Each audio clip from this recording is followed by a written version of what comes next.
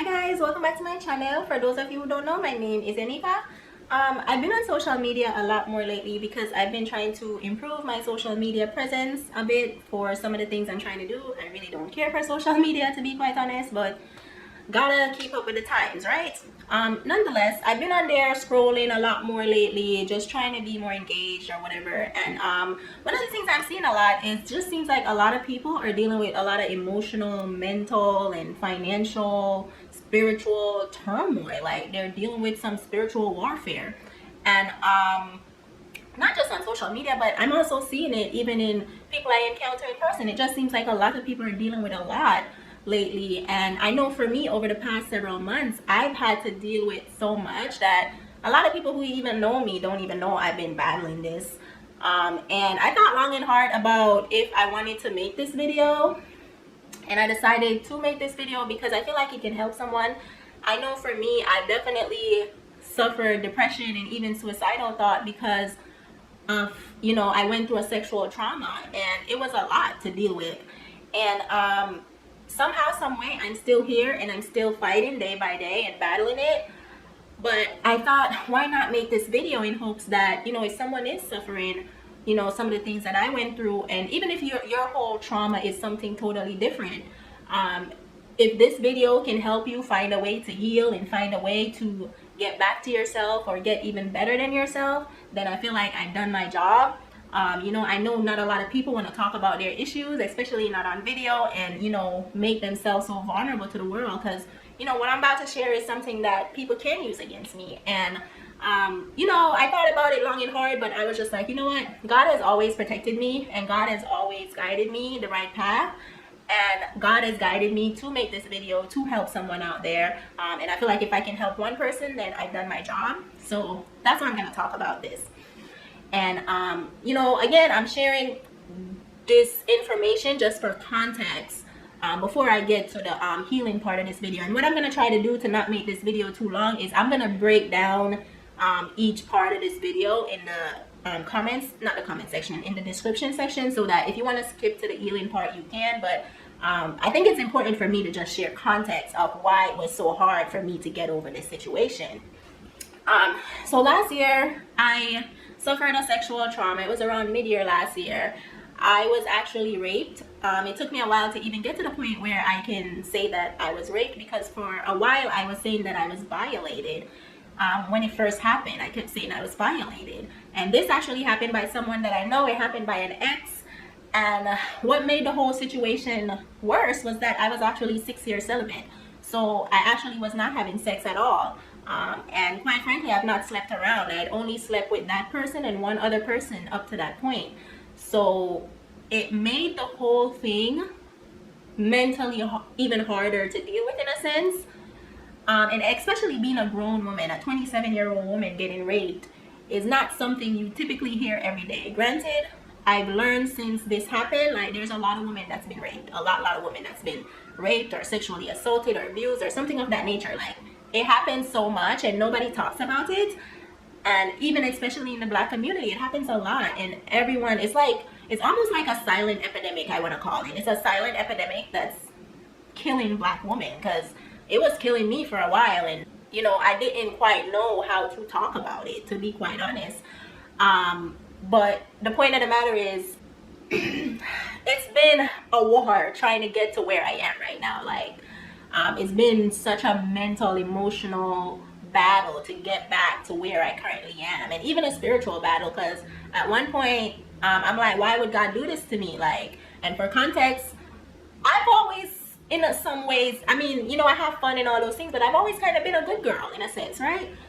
Throughout high school, I saw a lot of people having sex and stuff like that, and to me, I was just like, yeah, no, I don't want to do that. So I never had sex in high school. I didn't lose my virginity until I was 18. Actually, the person that did this to me is who I lost my virginity to. And I didn't lose my virginity how I wanted to lose it or how I imagined losing it, but it happened and it was what it was. I was an adult and in college, right? And even then, I still, you know, didn't sleep around. He was the only person like I was sleeping with. And but he was very immature. He was very egotistical. He just had a lot of fucking issues. And I'm not saying I didn't have my issues, but like he was just overly immature and definitely not ready to settle down and stuff like that, which is understandable. Granted, he is 5 years older than me, so I was 18, he was 23, sort of deal. But after that situation ended, I slept with like one other person after that. And the whole reason I slept with that person, honestly, is because the person did something really hurtful to me, and I was really hurt. And some months later, there's this guy I was attracted to that I knew, and we had sex. And honestly, we only had sex one time. So I only had sex with one other person one time up to that point. And we linked up after that, but I never wanted to have sex with that person again because I really didn't see myself with him. So I didn't. So I honestly just, in a sense, been living a very as pure of a life as possible, right? I mean, I'm not pure, obviously, but I've been living as pure as possible because I've never been, I don't judge people for what you do, right? But, you know, do what you want to do. If you want to sleep around, sleep around. But I've never been that person that believes in sleeping around. I've never been that person that believes in sleeping with multiple people. I've just never believed in that because to me, it just, I don't see the point, honestly. I know some people say men and women need to go through this whole phase, but I've never believed in that. I feel like it's people that are messed up that believe in that. But if that's what you want to do, that's what you want to do. If that's what you want to tell yourself, that's what you want to tell yourself. I don't, you know, that's not the point of this video. The point is I'm sharing this context to show why going through what I was going through was so hard, because I felt like I tried to live as pure of a life as possible. Of course, as I'm sharing this, you know, I wasn't all the way pure. You know, I wasn't a virgin, but I also wasn't out here racking up, you know, sleeping around or none of that. I went celibate at 21 because of this same person that did what he did to me. He was part of the reason I went celibate, because when I was 21, we weren't talking anymore because I didn't want to deal with him anymore. He was so immature and he kept trying to get back in my good graces, but for me, he was just too immature and too egotistical and too this and too that, and I couldn't be bothered, okay? So I was trying to rid myself of him, but I don't know. I feel like he just, I don't know. I guess in a sense, I felt like he just was too immature for a relationship, but at the same time, he did not want to let me go, if that makes sense. So when I was 21, I saw him one day and he reached out that night. And that night I was a little drunk because I think it was a member of my organization's birthday. And I had gotten a little bit drunk. I went home and he had reached out and, you know, he said he just wants to come chill and talk. Because I was telling him I don't want to have sex with you. Because one of the issues I always had with him was that he tried to get back in my good graces. And it's like every time I let my guard down to try to give him a chance, it just seems like he was always trying to have sex with me. And I'm just like, I don't want to have sex with you because you got a sex. I thought he had a sex addiction. I'm not even gonna lie. I always thought he had a sex addiction at first. But then I realized it wasn't just a sex addiction. He also had a sex entitlement issue. Like he felt like he is entitled to women's bodies, even if you're not even in a relationship with him. Like he really feels entitled. So long story short, he came by, he had no condoms. And I was just like, have you lost your mind? Because he and I, the one thing we always had in common is that no children out of wedlock. And so him coming with no condoms, especially knowing me, again, I've lived as pure of a life as possible. So I've never taken birth control. I've never been pregnant. I've never taken Plan B. I've never had unprotected sex up until after the trauma happened. I had never had unprotected sex. So I've never done none of that. So, and he knew I don't take birth control. So him coming by and not bringing a condom was weird. And then on top of that, he was asking me if I saw myself having kids with him. And I was like, what the hell? Like, I thought he was on something that night. Because I'm just like, first of all, you're coming here asking me if I see myself having your babies. I'm 21 in college and I'm broke as, you know, I'm broke as hell. And number two, you brought no condoms and you know that I don't take birth control. So I was just like, what the hell? But luckily, I was conscious enough to tell him we're not having sex without a condom. And so he actually ended up finding a condom in my room. Funny enough, I still have 2 of those condoms because the only reason I had those condoms was because I got them at an event at school and I just had them in my room and he saw them and he took one. And then I kept the other 2 because it's just always been a reminder of why I went celibate in the first place. So he found the condoms and we ended up having sex. I mean, it was consensual, but honestly, I did not want to have sex that night, to be honest, when I look back on it, like, because I was going a whole year with no sex and I had no issues. And then that night, I just felt bad because I really just didn't want to have sex with him because, you know, of all our issues. I just felt like sex wasn't solving anything. So long and short of it is, After that night, I went celibate. Because I really thought deep, long, and hard. And I was like, number one, I had no business having sex. I'm this super, super broke college student. I was broke as hell in college. I was like, I had no business having sex. And number two, I know I didn't want to get pregnant at that age. I didn't want to, I honestly never saw myself having kids until at least 25. So I had no business having sex. And number three, the fact that when he had asked about having kids and I reflected on it, I was like, I don't see myself having kids with that man. And one of the things this one college professor used to tell us is, you know, before you have sex with a man, make sure you see him to be a good father and a good husband. Make sure, you know, you're okay with those two things. And I wasn't okay with those two things with this particular person. So I had no business having sex with him. You know, so there was just so much things going on in my head. I was like, you know what, the best bet is to go celibate. So I went celibate, and I never, throughout my celibacy up until last year, I never had to tell men that I was celibate, because in the men that I talked to or dated over the years, it never got to the point of sex. Like, I talked to several guys, went out with a few guys. Only one guy actually came to have close to having sex with me, and that was actually the divorcee guy, and I ended up not having sex with him. But he actually was the only guy that came close to having sex with me. And divorcee, I mean, you probably hear me talk about him in some other videos, but that's who I call divorcee.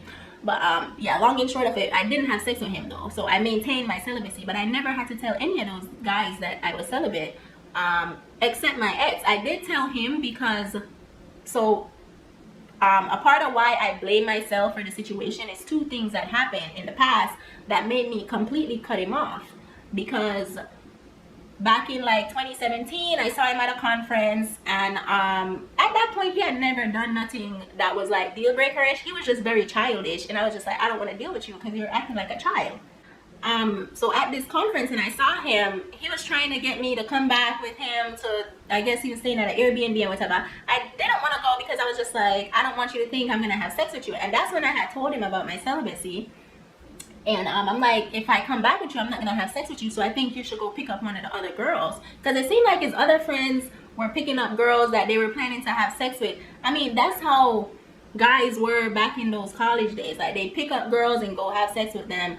I mean, I was not a part of that life. Like, my ex was the only guy, and then the one other guy were the only two that I slept with. But like, a lot of people were sleeping with a lot of people back in the college age days. Like, a lot of people were sleeping with a lot of people, man.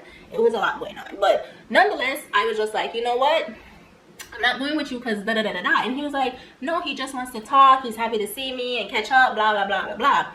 And I was just like, you know, something in the pit of my stomach told me he was bullshitting, but I was just sort of like, you know what, why not? And then even before I went with them, I told him again, I said, you know, because I saw like the type of girls his friends were picking up, they're very like, they were very out there, let me put it that way. And here I am, this like reserved person, you know what I'm saying? But those girls were like very out there. And I was just like, you know what, I don't think you should bring me if you're trying to have sex. I think you should go pick up one of those other girls. And he was just like, it's not trying to have sex, it's cool. I was like, okay, cool. So as we went back though, I think what happened, I realized in that situation was, as we were going back to the Airbnb, there was this one guy that was there that I knew that, I mean, well, technically we talked a little bit, we kissed before and stuff like that, but we never had sex. I never had sex with him because number one, I was celibate when I was dealing with that guy. I just never told him I was celibate. And number two, in dealing with him, towards the end of dealing with him, when it was getting closer to sex, I started realizing it was possible they knew each other. And I don't do the whole smashing the homie stuff, so it was a negative for me. But how I realized they might knew each other was one time I saw one of his other friends at the guy's house, and I know how guys are. They're kind of running packs, if that makes sense. So I'm just like, yeah, I'm not gonna sleep with this dude. I'm not about to be no smashing the homie stuff. But the guy saw me with him going to the Airbnb, and I guess they were all staying at the same Airbnb, and he saw me and he was like, Yanni, what's up? Da da da da da. What you doing here? Because me and the guy were still like cool peoples. You know what I'm saying? Like, even though we never went there or anything like that, I still thought he was cool people. So sees me and then was like, what's up, da da da da da. So my ex saw that, and he kind of was, he was taken aback. I don't think he liked that exchange. he didn't like the exchange. And so he started, then after the guy walked off, he's asking me, how do you know him? And da-da-da-da-da. And I told him the truth. I said, we used to talk a little bit and flirted and we've kissed, but we never had sex. We never had any type of sex. So there's no need to worry about anything. We move forward, whatever. And yeah, I don't think he liked that. So once we went to the Airbnb and I went to take my shower, he came in the shower and tried to get in the shower with me. And I'm just like, I'm not getting in the shower with you. We're not having sex. And he's like, well, if we're not going to have sex, then I'm going to take you back to your hotel. And I was just like, what the hell? Like, how did you switch from you don't want to have sex to you just want to hang out with me to like this? You know what I'm saying? And so that was that wasn't a red flag. That was nuclear bomb number one. And when I say nuclear bomb, when a dude gives you a nuclear bomb, such as like something like showing that he feels entitled to your body, as a woman, you need to run away from men who feel entitled to your body. Run, far away. Because that was number one. Number two was, he was, several months later, he was trying to get back in my good graces. And he was trying to get me to visit him when he had moved to a new city. I was like, no. You know, at first I was like, no, because I'm just like, after what happened at the conference, I don't need to be seeing you because you feel too entitled to my body. And we're not in no relationship or nothing. We're not even dating at this point. So I'm just like, you feel too entitled to me. Like, I don't know if he thought like because I lost my virginity to him, like I belong to him, or what he thought. But like, he just felt too entitled to me, and that bothered the crap out of me. And so when he was trying to get me to visit this city, he was again trying to play the nice guy, trying to pretend like he don't want sex and blah blah blah blah blah. And I'm just like, no, I'm not gonna visit you. But then he tried to, you know, he used the Jedi mind trick on me by saying that, you know, how are people supposed to work out issue if you just keep running away and blah, blah, blah, blah, blah. And I was like, you know what, he did have a valid point at the time. So, but still, I had no business dealing with him because in the pit of my stomach, I knew he had this sex entitlement issue. Long and short of it is, I ended up agreeing to go with him.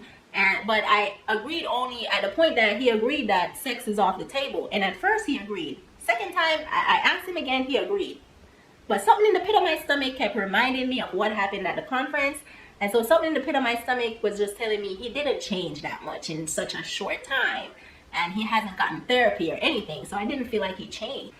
So I asked again, and it turned out like, yeah, he was expecting sex. He told me straight up when I told him, you know, I'm celibate. So are you sure you want me to come and whatever. And he's basically like, you're an adult, right? And I'm like, yeah. And he's like, adults are supposed to have sex. And I was just like, yeah, if they're like actually really seeing each other, we're just trying to get reacquainted with each other. I don't owe you nothing.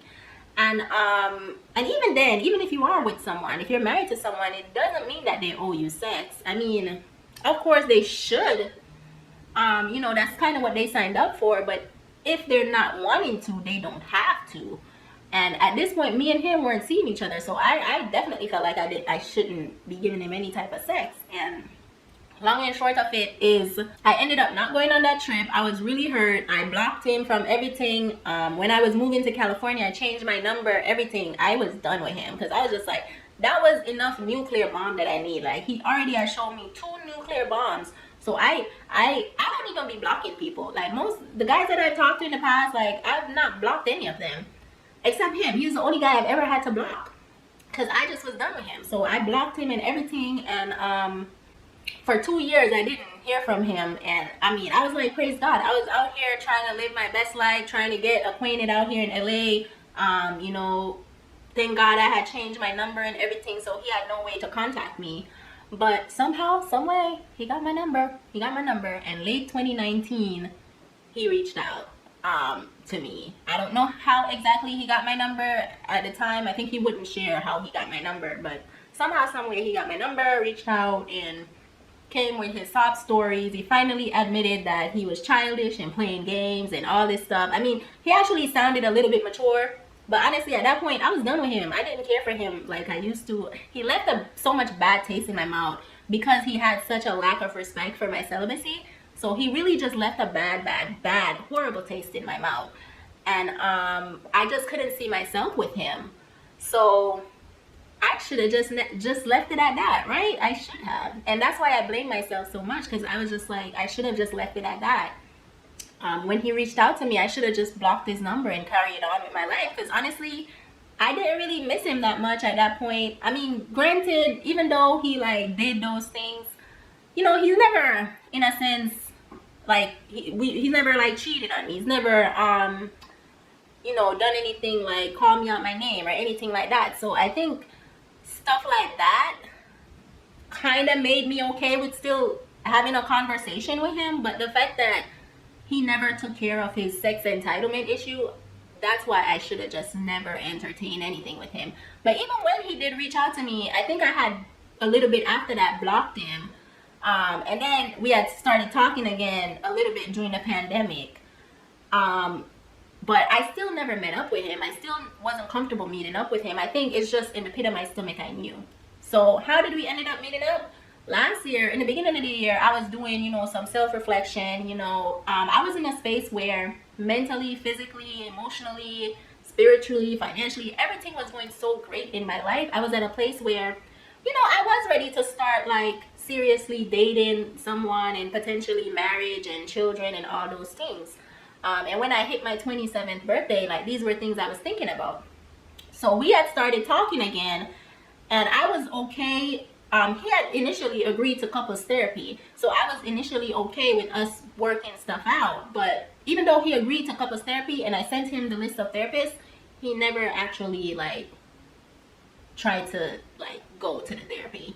So I should have just known, right? But long and short of it is, I guess it was the part of me that believes in, you know, trying to work on things, especially because, like I said, up until what happened, he had not done anything that was like a deal breaker in my mind. Like, he had not done anything that was a deal breaker. It just was simply that he had just been very immature and egotistical and stuff like that. So I think for me, I was willing to work stuff out at that point.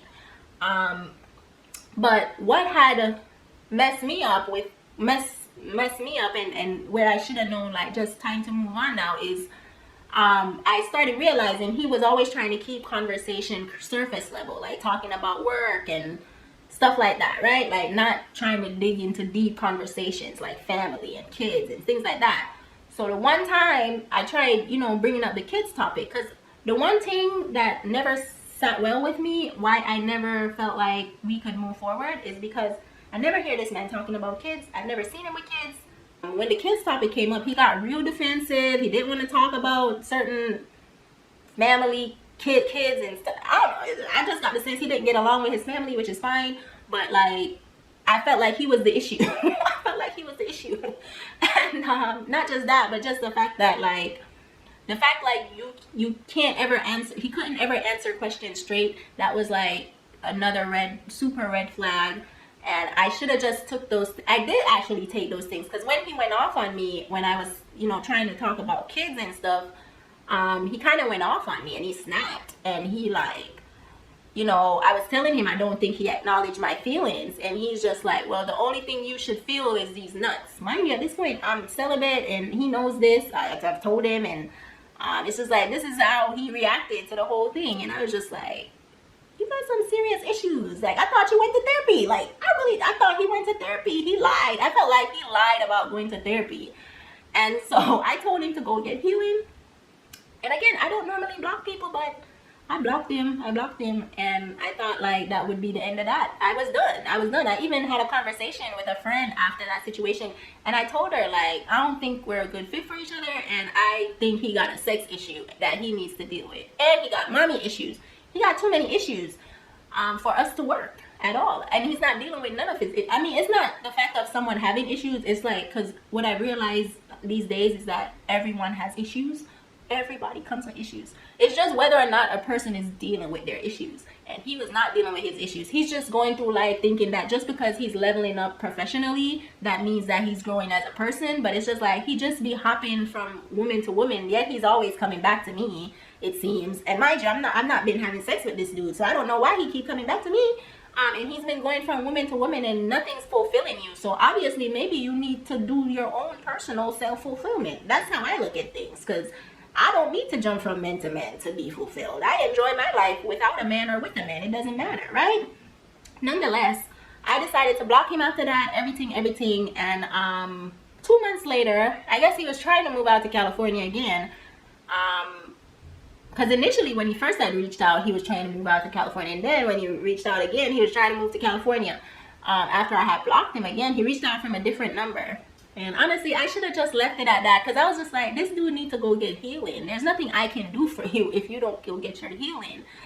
We're never gonna work. And number two, I didn't see him fathering my children, so I didn't see myself with him. If I'm being quite honest with myself, if I can't see you fathering my children, it's a done deal. There's no need to go further, because I want a large family, and if I don't want you to father those kids, then you're not the man for me. And so when he reached out, you know, he's talking about moving out here, he's trying to link up. I was like, no, I'm not linking up with you, honestly, because honestly, it's like the pit of my stomach told me he needs to work out his sex entitlement issue before I have any type of face-to-face one-on-one time with him. And then after that, we ended up talking a little bit after that. And I would say in my heart, I genuinely felt like he did want to work on his issues, but maybe he didn't know how to go about it. And at the time, I was about to go to Florida, and since he was in Florida, I finally decided to agree to meet face to face, because he was saying that he feels like we can't really work on the issues when talking over the phone and whatever. And so I agreed to meet with him face to face, only because he agreed that he's not going to try to have sex with me. Sex is off the table, whatever. Like, I told him, like, I'm only coming there to talk. Like, I'm not trying to do nothing with you. And he agreed. And so this was the third time that he did that to me. And this was the time I got raped. Now, when we met up, at first, you know, things were cool. Like, it was like catching up and everything. He was Mr. Nice Guy. All those good things. And we were cool and everything, but it's like as soon as we got to the hotel, he was ready to jump my bones. Like, he was ready to jump my bones. And honestly, I feel like God was trying to guide in my way out, and I didn't take the out, because when he tried to have sex with me the first time, when we were at the hotel, I kept saying no. I'm like, no. Like, he was like trying to pull I had on pants at first, and he was trying to pull my pants off. I'm like, I don't want to have sex with you. I'm celibate. I'm not trying to do that. And he had finally stopped, because we were supposed to go to dinner. And it's like he switched. And at the time, I guess in my head, I was thinking like maybe he's just really excited to see me. So I wasn't thinking like what was about to happen would have happened. Like, we went to dinner. I did wear a skirt set to dinner. And again, at dinner, he was nice, everything. And then when we went back to the hotel again, comes trying to jump my bones again. It was like, honestly, it was like he turned into a different person. Like, it was like at dinner, it was like Jekyll and Hyde. Like, I don't know. Like, he turned into a whole different person. I don't even know how to explain it. Like, I don't know if any other women who are watching this video who's been through like a rape situation with someone that you know, it's like, I don't know if y'all experienced this, but for me, it was like I was dealing with completely different person. Because before the incident, he was nice and everything. He was like his okay self, right? Then it's like when he came after me and he was trying to have sex with me, I kept saying no. I don't want to have sex with you. I said no in so many different ways, like over 20 times. And there was a point where, you know, he had me pinned down on the bed and he was trying to have sex with me, but he had no condom on. I was like, are you crazy? I was like, you don't even have a condom on. What are you doing? I don't want to have sex with you. You know, and he went to get the condom, and maybe that, again, that was God giving me, I feel like God was trying to give me way out, but I was in such shock about the whole situation. Like, I didn't even know how to get out when I was supposed to, if that makes sense.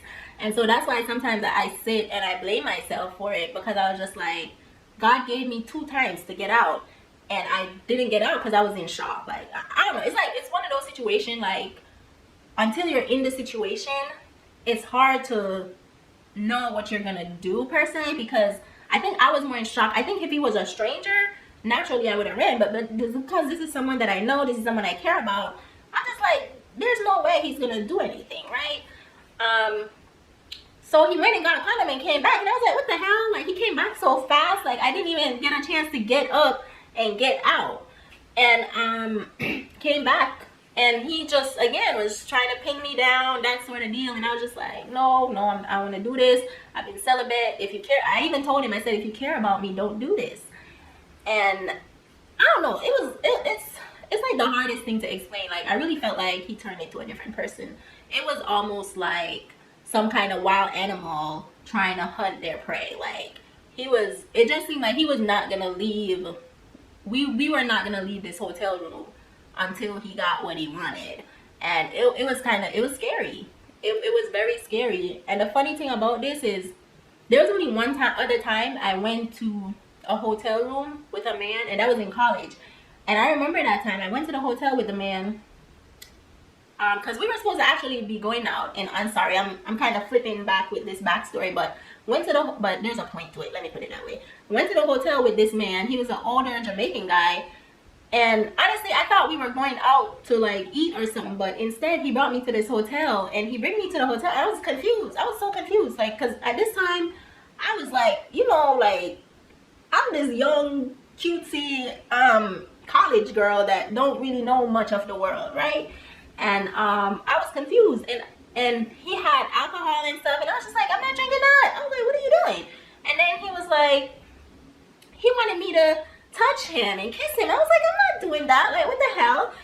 And he was like, oh, okay, I'm gonna take you home then. And I was like confused. And then he told me, actually, that was wisdom. He told me that, you know, don't go off to a hotel with a man that you don't want to have sex with. In hindsight, when I look back on it, he was right. He was right. Because here I was, granted, this was someone that I knew, and I thought we had the agreement that sex was off the table. So now here I was in this predicament, and I actually almost had a flashback of when that man told me that. And actually I never had went to a hotel room with another man that, you know, I didn't know, or that I didn't, you know, whatever. Actually, yeah, I never went to another hotel room except the conference, because it was guys that I went to the conference with, but one of the guys was one of my really good friends, and none of them ever tried nothing with me. I've never had any issues with men accepting my no or anything like that. But in this situation, here I was in the middle of this situation, thinking flashbacks to when that man told me, don't go to a hotel room with a man that you don't plan to have sex with. When I was about 19 at that time. And I actually did take his advice, because there's been men that's been wanting me to fly to trips and things like that, and I never accept any of it, because I feel like they always expect something. And some of them will pretend they don't want nothing and trick you, like my ex did. He tricked the fuck out of me. But here I was, like, in this predicament, and he wasn't accepting my no as an answer. So when he started having sex with me, about less than 1 minute in, I started crying, and it was like he switched back to his normal self and realized, like, he fucked up. Like, he realized, yo, she really doesn't want to have sex with you. So I started crying. And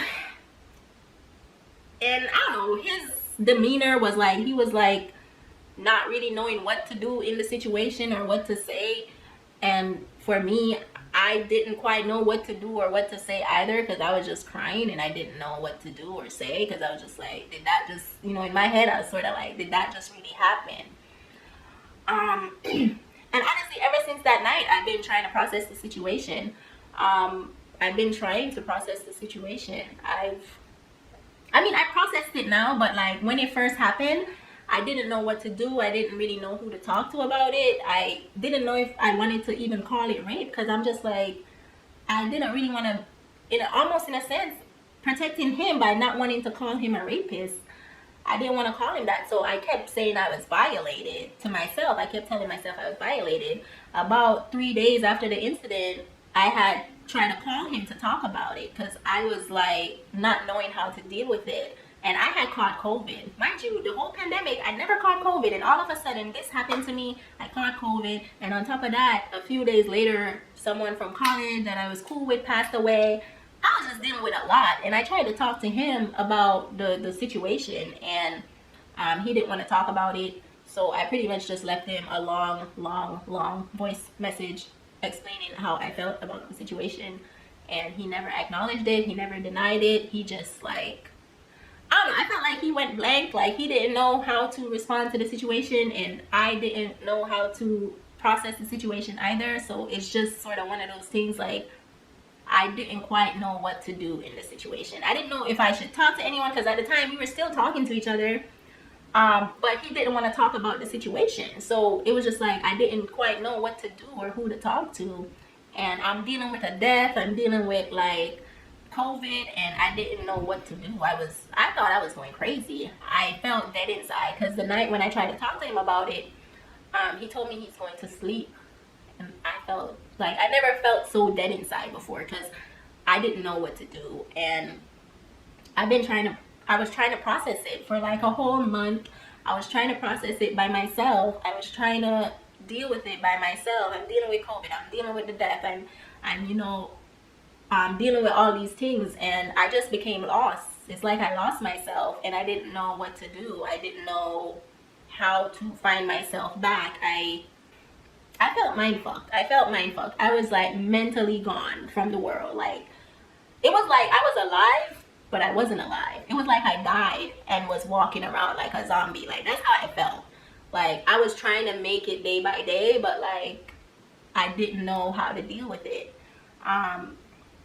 So I'd be ignoring people's phone calls because I didn't know what to say or how to deal with it.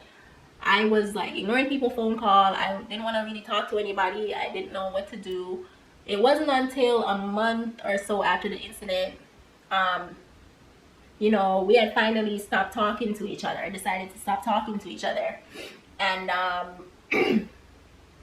a friend had reached out, and it was funny because I was crying that day. And so when she reached out, it was almost like I needed that because I was just dealing with such mental turmoil. Like I was so mentally gone. It's not even funny. Like mentally, emotionally, I felt it was the end of the world. I felt like, why am I even alive? I'm not even gonna lie. Like I was like, I'd rather be dead right now. Like that's how I felt about the whole situation.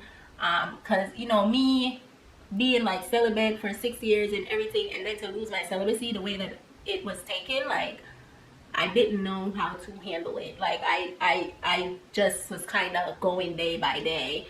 And then once the friend reached out and we were talking, I started telling her about the situation.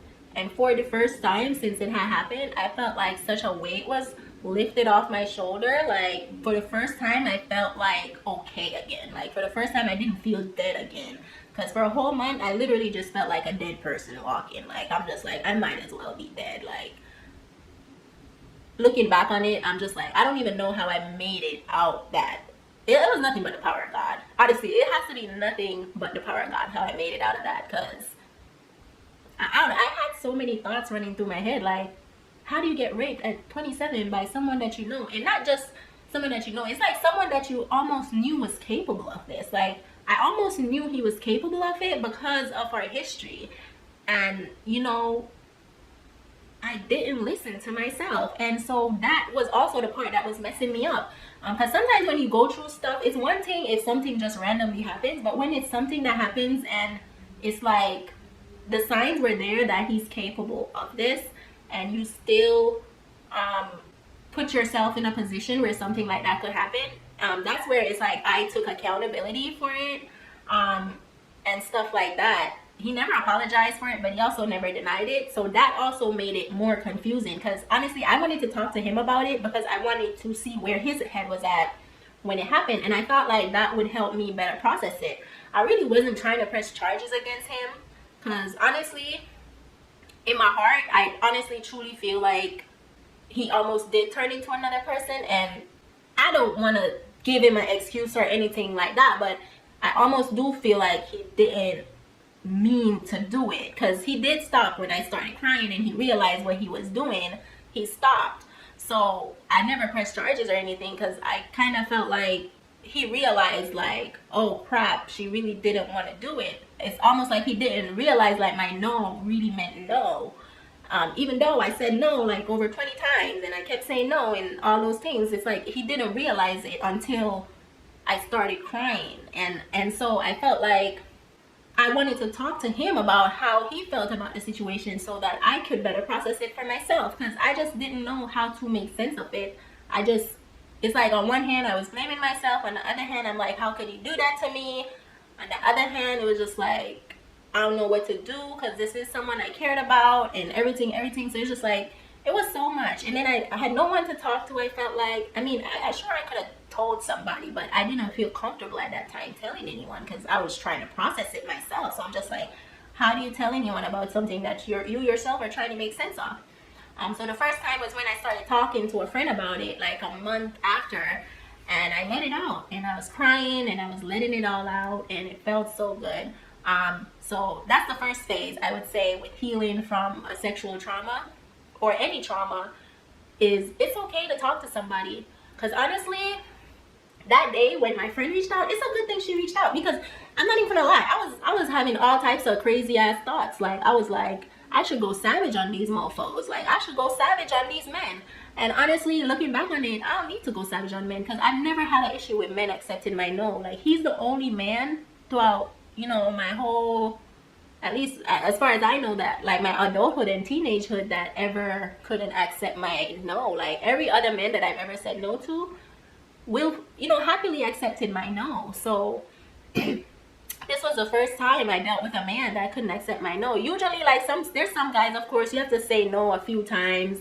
Like usually 3 to 5 times. For some guys, you have to say no. But with this person, I said no over 20 times in many different ways.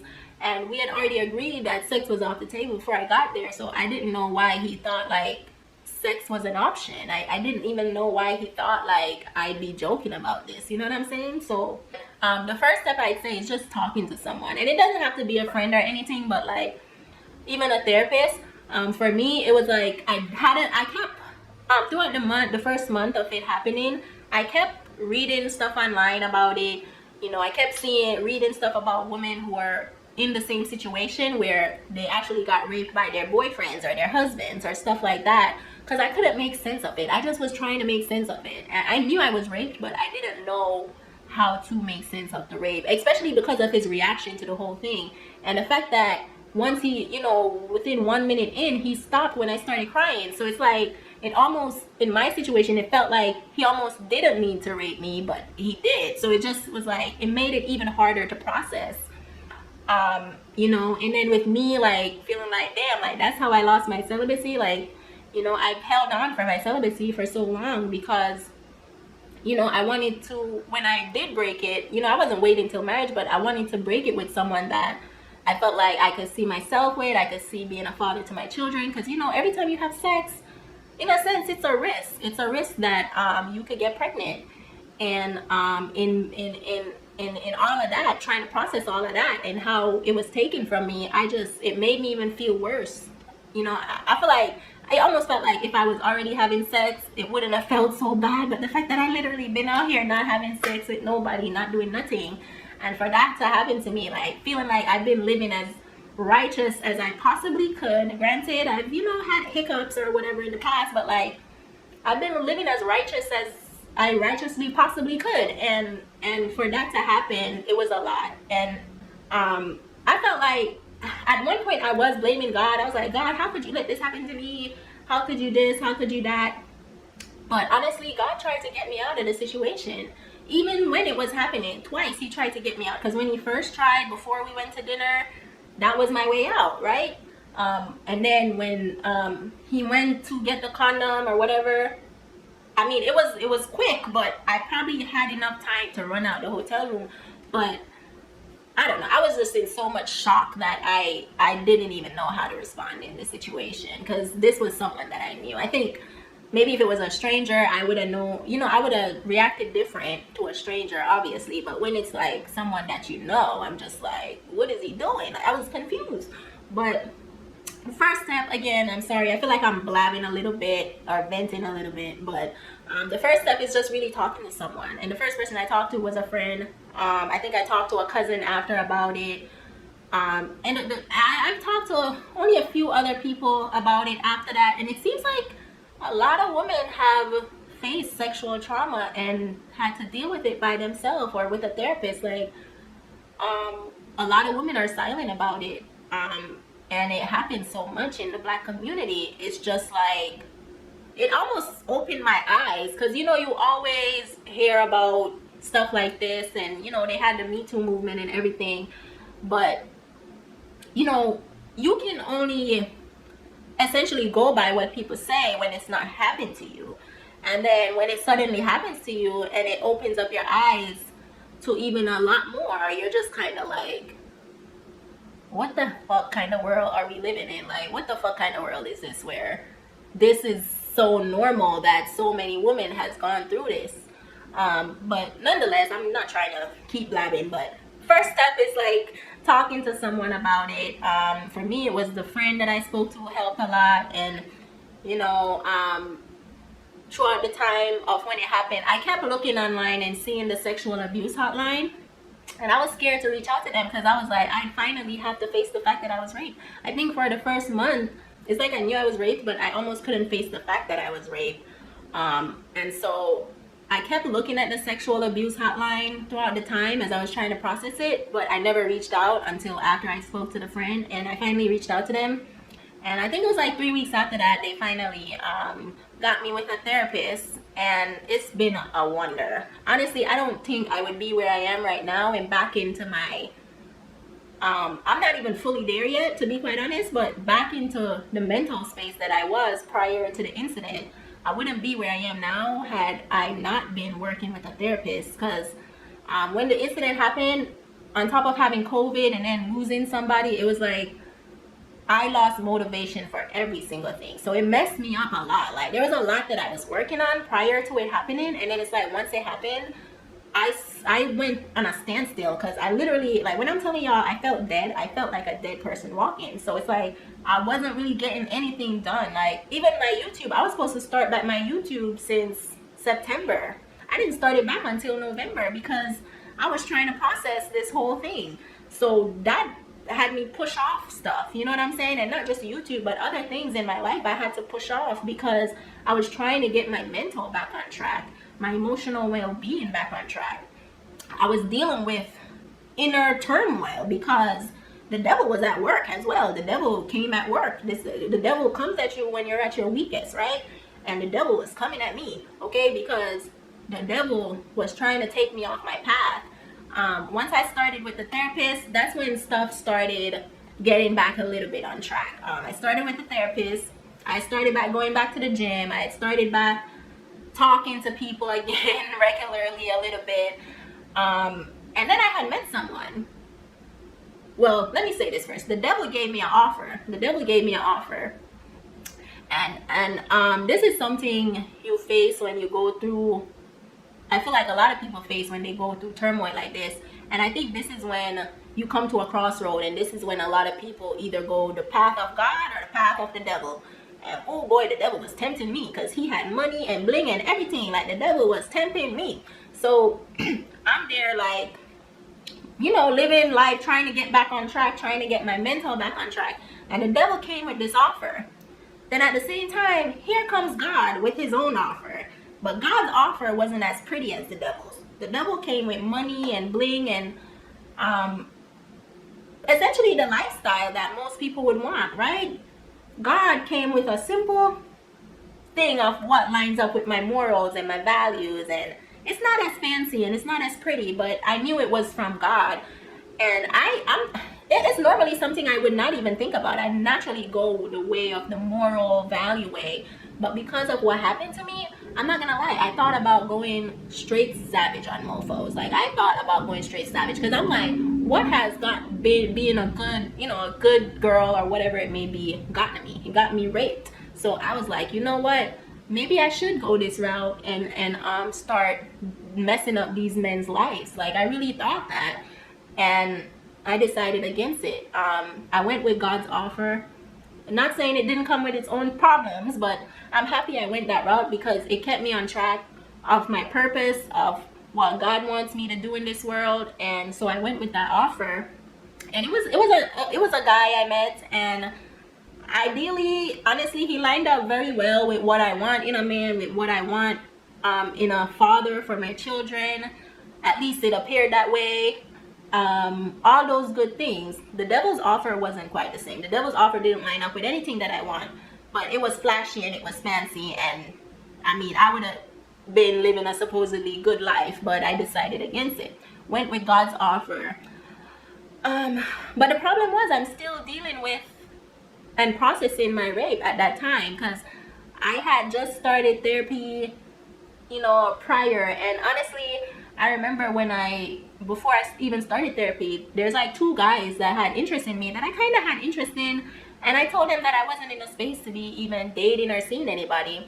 I think that's another thing I should say, a part of your healing process. Depending on what you go through, it's honestly best for you to not see anyone seriously anyway, or not even at all. Like, try to just take time to yourself and work on yourself and work on getting your mental and emotional back in track. I feel like had I done that, I maybe would have got back on track a lot quicker, because in me dealing with this person, even though I do feel like the person came from God, I feel like it made it hard to work on the stuff that I needed to work on, because it's like distractions too, right? And in dealing with that person came with its own issues, because it seems everyone got their own issues these days, and it's like I'm trying to deal with my issues and seeing that this person got their own issues, and I'm just like, how do you deal with it all? But the one thing I realized too throughout the process is, because I wasn't healed yet and I'm trying to get my healing and all these things, I was making bad decisions. I made bad decisions with this person, because when I started my therapy, I thought about going back into my celibacy. I did. I thought about going back into my celibacy, because I was like, it was taken from me.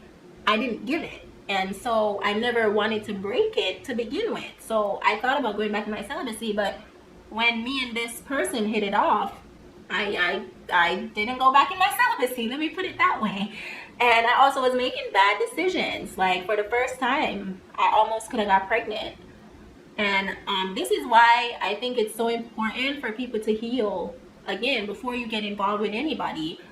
It doesn't mean you have to be 100%, but when I say healed, I mean at least get yourself back in check mentally and emotionally. I feel like at least emotionally I was kind of okay, but like mentally I knew I wasn't like where I was supposed to be when dealing with a person. And so involving sex in the equation was a bad idea.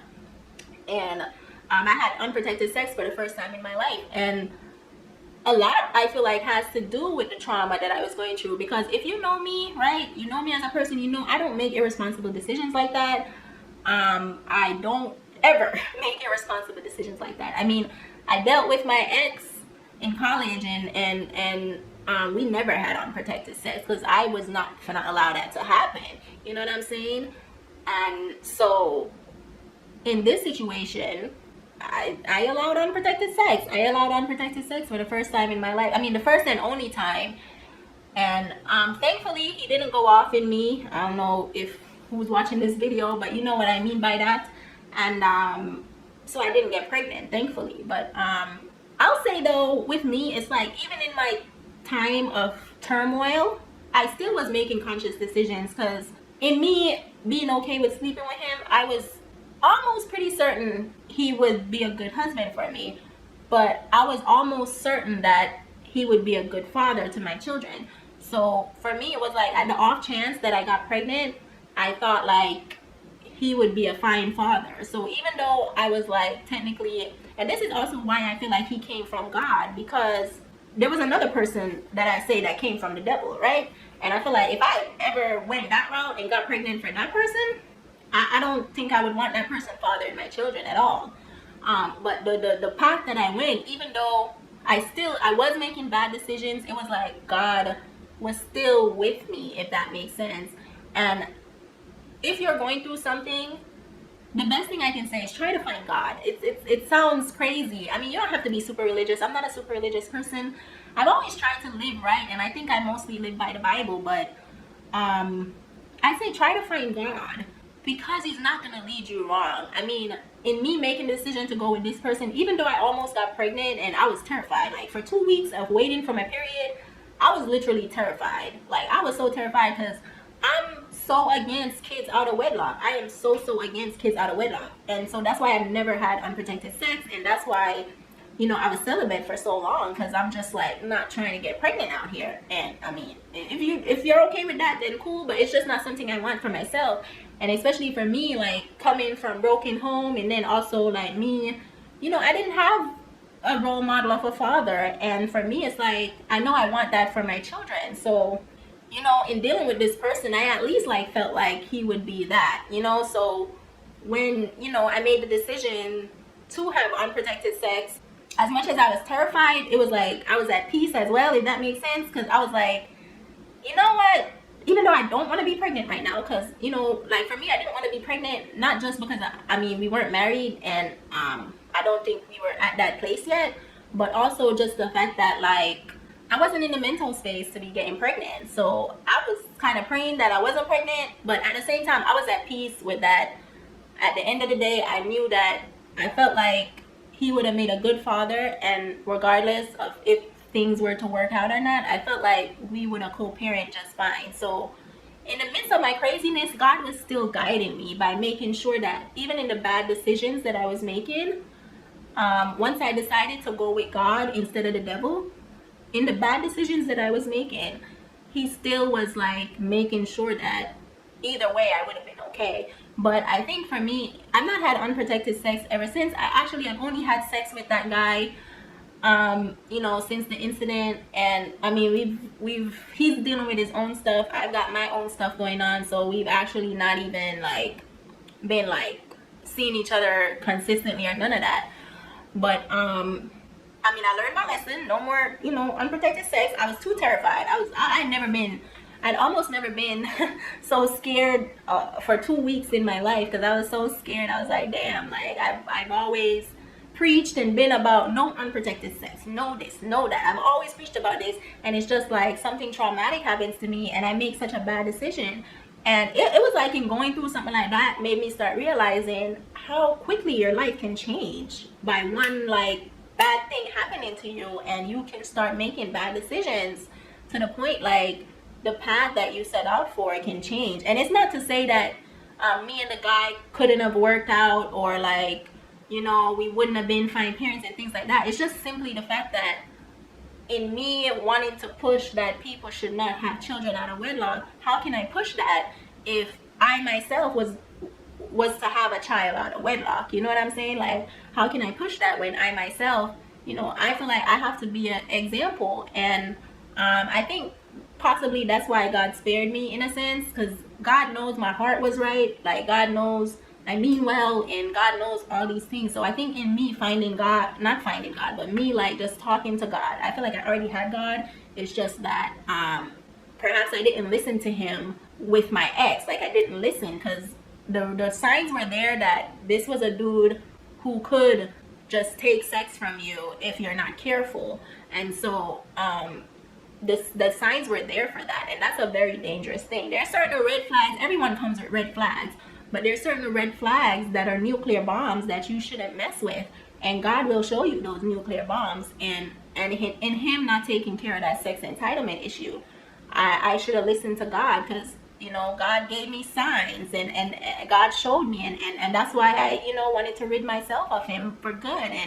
And even when the incident was happening, God in his little way, like I'm looking back on it and I'm like, God in his little way was trying to get me to get out. But the one thing that looking back at it as well, I've had to realize not to keep trying to replay what I coulda, shoulda, woulda done, like, because it's already happened and I can't take back what happened. Like, I can't go back and run out of the room. I can't go back and not be shocked. I can't go back and do any of that. It's like, of course, if I was put in a situation like that again, I would absolutely know what to do.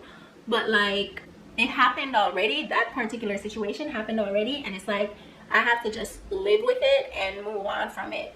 That was the one thing I had to deal with. Then also, it's just the fact that getting back my mind on track, getting back everything else on track, because a lot of stuff just went downhill for me. Not just my mental, but emotional, even financial. Everything like kind of took a hit because of what happened, because of me having to put certain things off because of what happened. When I started dealing with this new person, and then when I almost, got pregnant, I had to also heal from that. I've also had to heal from that, because I had to heal from it because I felt like I went outside my boundaries. Not having unprotected sex is something I always wanted to say for my husband. Granted, yeah, I've had sex before, but like, unprotected sex I never had before, and it was something I wanted to save for my husband. And so when I made the decision to do that, I mean, even though it was just one time, after I found out I wasn't pregnant, after like worrying about that for a while, I then had to be healing from and forgiving myself, I should say, not necessarily healing, but forgiving myself for having unprotected sex. Because I mean, I'm not against sex out of wedlock, but I am against unprotected sex out of wedlock. And unprotected sex is very much different than regular sex. So if you've never had unprotected sex before, don't do it. Don't do it. It's very much different. And I wish I had saved that for my husband. Yeah, I wish I had saved that. So I went through a phase of kind of feeling a little down about that. Like it was like so much I was dealing with. Now that I look back on it, I was just dealing with so much mental turmoil, like, and trying to like say, damn, like, why did I do that? Like, I was beating myself up about it because I'm just like, damn, now I can't, say to my husband, I've never done that before. I mean, granted, it was only one time, but I did it and I can't take it back. So it is what it is. And now when the new year started, I was in a much better space. I'll say mentally, emotionally, everything. Throughout the whole process, I kept thinking like, damn, I feel like I'm not doing enough to push myself forward. But it's like, even when I feel like I'm not doing enough, it's like God keeps guiding my path. It's like every time I'm down and out, because there's phases where you go through like a depressive state and then you come back, in a depressive state and then you come back. Like when the incident first happened, I felt like I was depressed more often than not. Like I felt more depressed. So I just stayed away from everybody. Like I wasn't dealing with nobody. Midway through, I was almost like 50-50. But towards the end of the year, I was more up than down, if that makes sense. So I've gotten to the point now where most days I'm good. There's still some days, one day out the week or so, where I'm just like really, really feeling down and not wanting to deal with anybody. So the thing with the healing process is that understand that you're not gonna just all of a sudden feel healed all the way, right? There's gonna be days where you're not gonna feel all the way there, and that's okay. If you continue on God's path and you try your best, and God will guide your way. Like, I feel like for me, like even with my business, I could have launched by now had I not gone through what I went through. But because of what I went through, I had to push back launching so that I can work out some more kinks. But like some days I'm like, damn, do I want to go through with that? But then God will be sending me clients. Like God keeps sending me clients that I'm not even asking for. And God keeps sending them to me. It's like God just keeps showing me like things are going to be okay. It's like, I'm not going to speak about everything that's been happening, but it's just like so much stuff where I kept thinking like it's the end of the world. And God just kept saying, no, it's not. I got you. Like, it's weird to say. Like, God just keeps showing me like, I got you. Just do what you got to do and I got you. Like, that's pretty much what he's been saying the whole time. So I think the best thing for healing is get in touch with your spiritual side. If you're not a believer of God, he exists, he does, and you should try to find him, I think. And not just that, but also a therapist. I mean, my therapist is wonderful and she's free. So, like if you suffered a sexual trauma, like be sure to reach out to the sexual abuse hotline.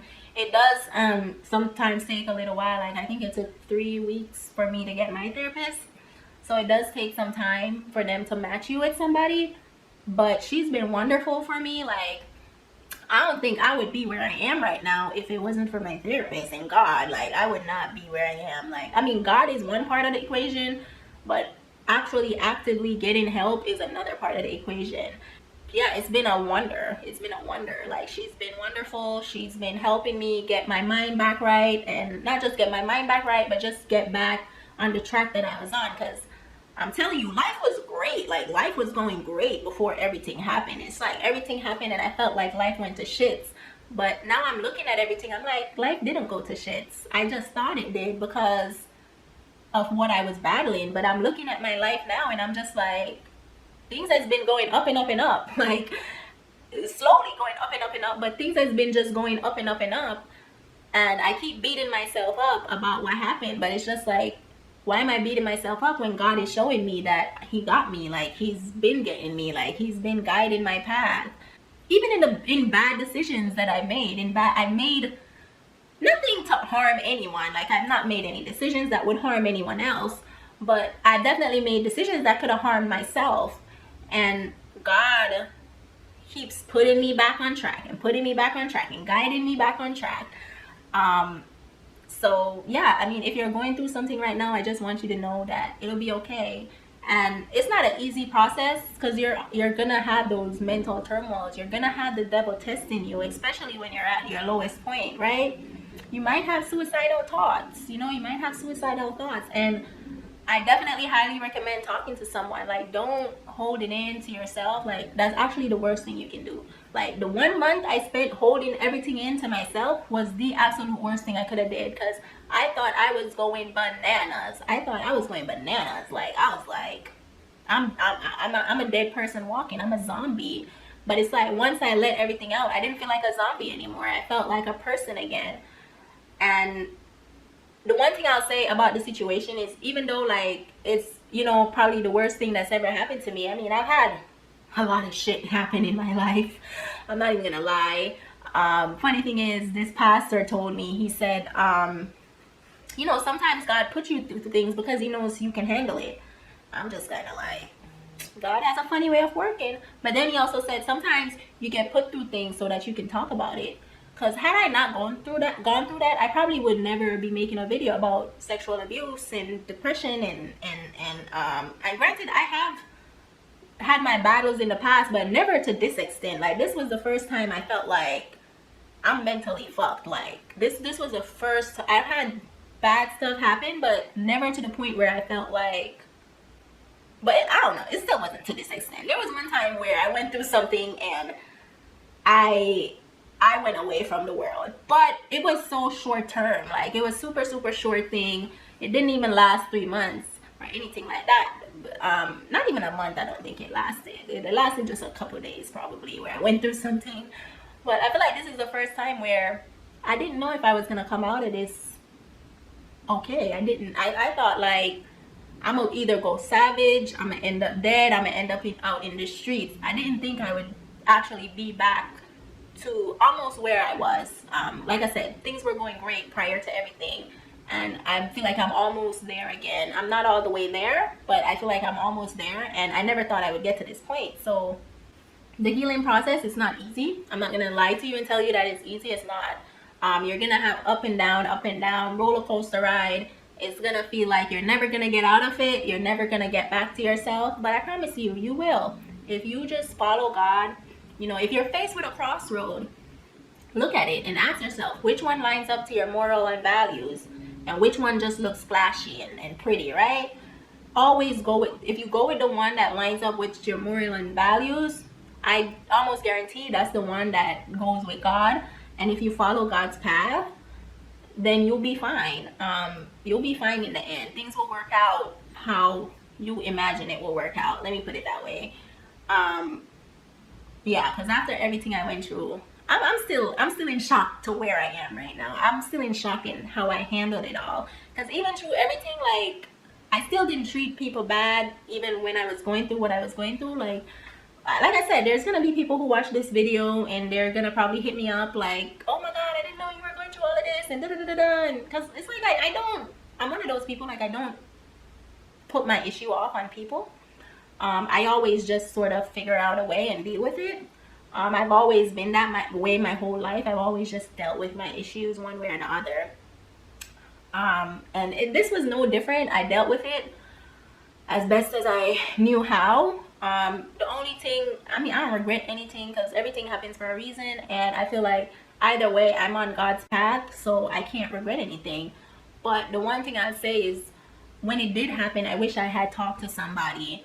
I think it would have saved me from a lot of the crazy ass thoughts I was going through. Like, my head was gone. Like, I was not myself. I promise you, I was not myself at all. And I'm thankful that I stayed away from everybody, because I don't know, my whole thought process was like not off my own thought. But yeah, I just wanted people to know, like, if you're going through something right now, like, I'm seeing it a lot. It just seems like everyone's going through a lot.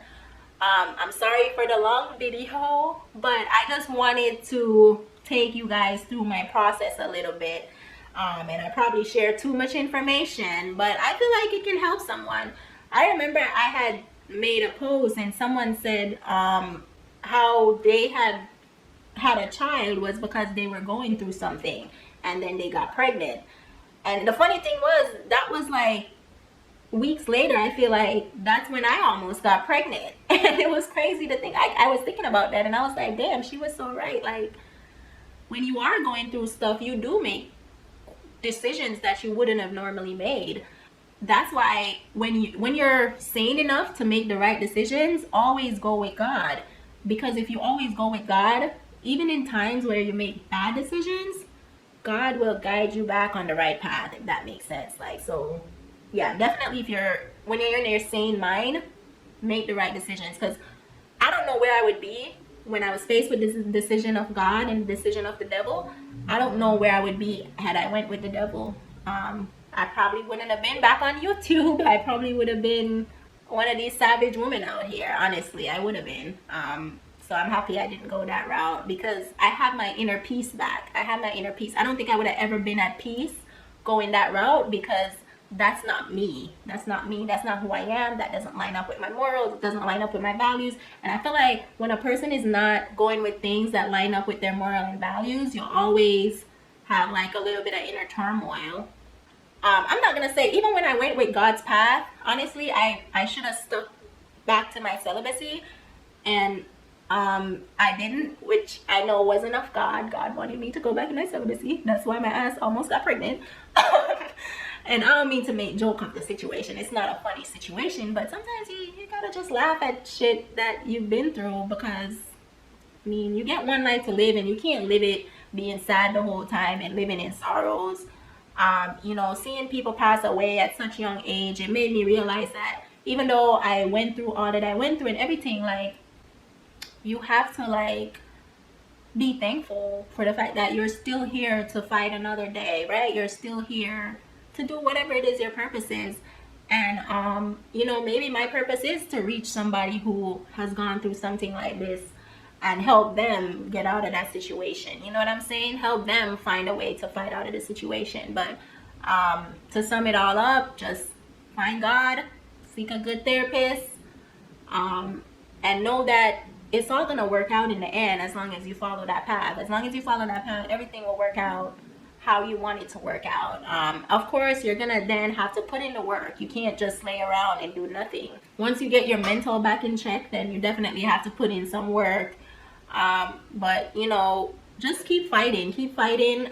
Don't give up, no matter what. Like, don't give up is what I can say. Because once you get through the storm, you'll start seeing the rainbows and sunshine all over again. I feel like I'm starting back to see the rainbows and sunshine that I was seeing prior to my incident. Had I not gone through that, I don't think I would have, or I don't know. I don't know if I would have been seeing God's plan for my life so much more clearer. It's like, if I was questioning God's plan for my life before the incident, it's like after the incident, and after going through what I've been through and all the various things I went through throughout that time, because I mean, it wasn't just the pregnancy scare, and it wasn't just the being faced with the devil's choice. There's also a few other things that I went through, and it's like every time God just kept pushing me in the right direction. God kept making sure that I still am on path for what he has for me. I told y'all in my God's plan video, like, last year, I really felt like I saw God's vision for my life pretty clearly. And this was before the incident. I felt like I saw God's vision for my life. It's like now the vision is even clearer. Like, I definitely see what God's vision for my life is. And I just keep every day trying to do things day by day to meet that, to continue on that path. And that's why I tell people, like, just try to find God if anything else. If you don't do anything else, try to find God throughout whatever it is that you're going through. But yeah, I know this was a heavy video. It's a heavy topic. Again, I know people are gonna watch this video and be reaching out to me, but understand that I'm okay. Like, I'm okay. There's no need to like be worried about me anymore. The time to worry about me was like 5 months ago. Okay, 5-6 months ago. Now I'm in a much better place, and you know, I'm not 100% there or even 110%, because supposedly you should come out of the situation better. But I feel like coming out of this situation, I feel like there's nothing that I can't handle. There's absolutely nothing that I can't handle. And so, in a way, it's like a horrible situation made me see the light even more, if that makes sense. I mean, I'll never be able to get that 6 year of celibacy back, and that sucks. You know, but I'm thankful that I came out of it, you know, STD free, pregnancy free, all those good things. Like, I came out of it free of anything bad to my, you know, my system and my body or anything like that. So I'm thankful at least for that. And, you know, you just have to keep seeing the light. You know, you have to keep seeing the light, and you have to keep pushing day by day. You're gonna go through stuff. You know, I'm not sure whatever battle you're battling, but understand that you're gonna make it through. Just find God. I'm not saying you need to be religious or none of that. You don't need to be religious to find God. Just find God.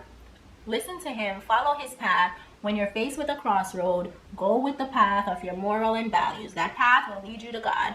Go with that path, and things will work out how God has things planned for you, if that makes sense.